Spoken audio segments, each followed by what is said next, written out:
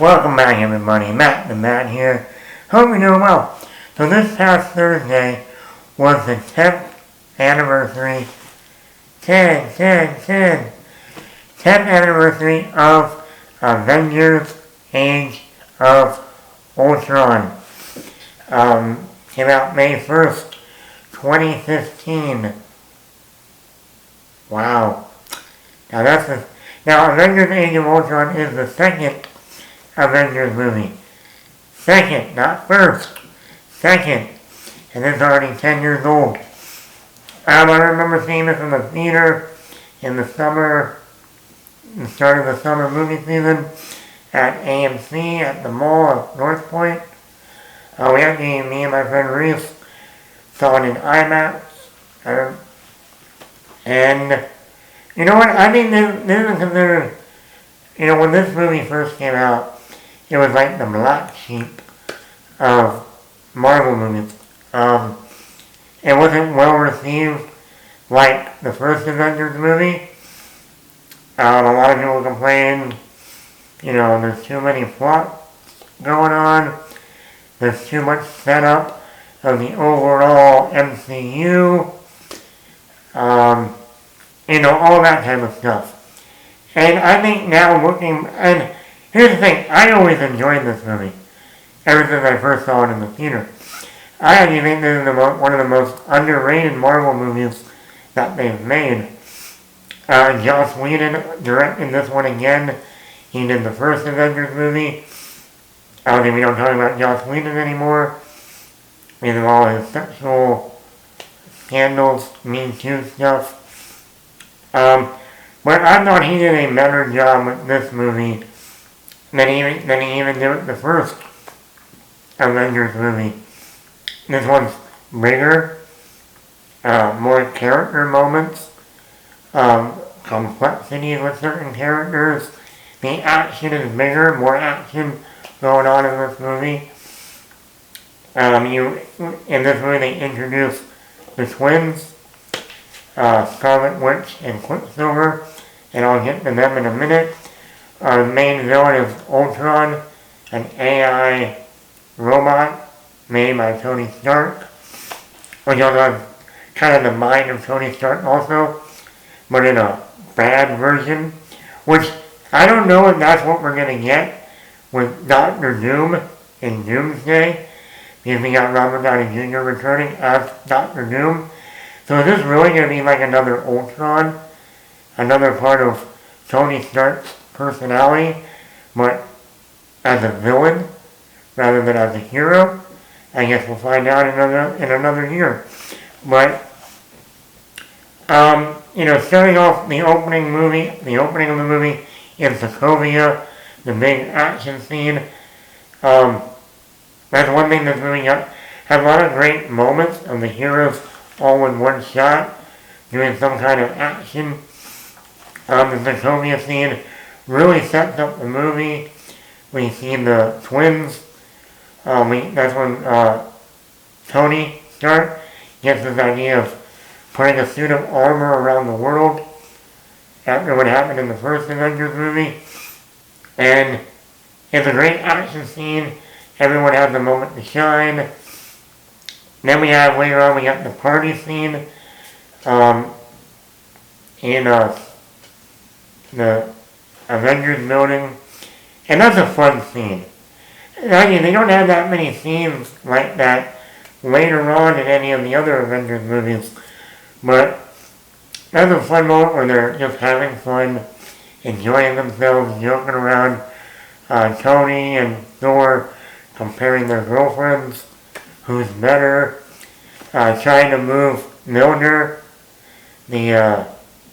Thor's hammer, and we almost see Captain America almost lift it, and then we see that payoff in Endgame. It's a great scene, a more fun, lively scene, and then we get Ultron. This movie also has, like I said, this movie sets up the bigger universe. You have the whole Civil War setup with Tony and Captain America, Steve Rogers. Whether it's back at the farm of Jeremy Renner when they're, doing the logs outside, or later with Vision, trying to bring Vision up, and Tony and Steve go at it, start fighting. It's like the pre-game to the game in Civil War. They also have Wakanda stuff with Ulysses Claw introduced, Andy Serkis, moving forward with the Black Panther movie, which would be another 3 years away. They set up stuff for Thor Ragnarok, with Thor, and the stones. Really, other than the scepter, we really haven't heard anything about these Infinity Stones until Ultron. And then the next phase is all about getting the stones before Infinity War. So, yeah, and that was one of the complaints when this first movie came out, like, they're setting up a wider universe, setting up all these plot threads for other movies, and now we look back and go, this is kind of one of the most important movies in the MCU. Because then we get Civil War a year later, and that introduces Black Panther and Spider-Man. So, also Scarlet Witch and Quicksilver, Elizabeth Olsen and Aaron Taylor Johnson. Still funny to think a year before that, they were in the Godzilla movie as husband and wife, and in this movie, they're playing twins. I always loved Elizabeth Olsen, even before she was cast in Age of Ultron, and then obviously her career since has really taken off. As Quicksilver, I wish they didn't kill him, because I would have liked to see that dynamic between the team and Quicksilver, and more of that dynamic between brother and sister down the road. But in terms of the Scarlet Witch character arc and journey throughout the MCU, that had to happen, that tragic moment, you're going to see that coming. I like Ultron, he's a cool villain. I think he's a stronger villain than the villain we had in the first Avengers, which really wasn't a villain, because Loki was in Thor. So, anyway, I like the action. Like I said, the action's a lot of action in this movie. You got the opening scene, you got the fight with the Ultron bots in Avengers Tower or whatever. You got the Hulk versus Hulkbuster fight in Wakanda, which was really good, awesome. Then you got the final showdown between the Ultron bots and the Avengers. Great action. Also the CGI, once again, 10 years ago, still holds up today. I don't know why the CGI has gotten worse instead of better, but hey, a lot of people criticize that part in the family, that whole 20 minutes at the Jeremy Renner, Clint Martin's family where we meet Linda Cardellini as his wife, from Scooby-Doo, Daphne, or Velma. Velma would end up marrying Jeremy Renner. Who knew? In the movie. And even that, I think that's an important scene.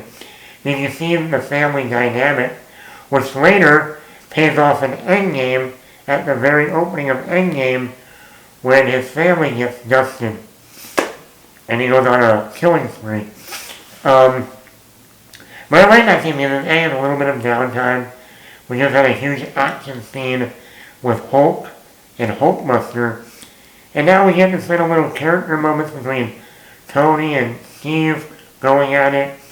We see Nick Fury again. We have Natasha and Bruce Banner having moments.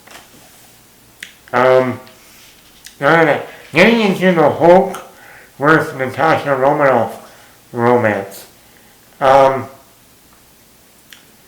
It's weird. I feel like in every movie in that MCU early on, Scarlett Johansson's Natasha liked someone different in each movie.